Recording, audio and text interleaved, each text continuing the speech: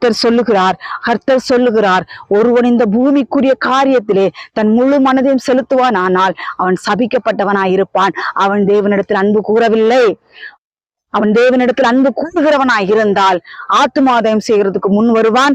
இன்னும் என்ன அப்படின்னா, மக்களுக்கு உதவி செய்கிறதுல, பாடுகள் அனுபவிக்கிறதுல முதன்மையானவனாய் நிற்பான்.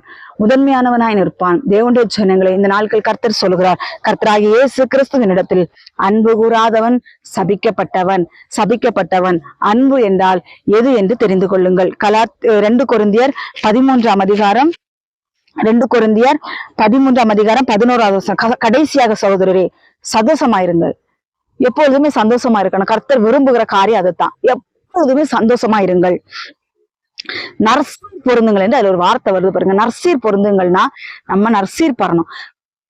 எல்லா அசுத்தங்கள்ல இருந்து நம்ம முதலாவது வெளியே வரணும்.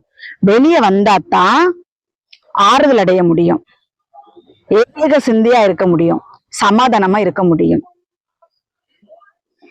முதலாவது நம்மள்ட்ட ஆண்டவர் விரும்புற ஒரே காரியம் பரிசுத்தத்தை தான். கர்த்தருடைய பிள்ளைகளை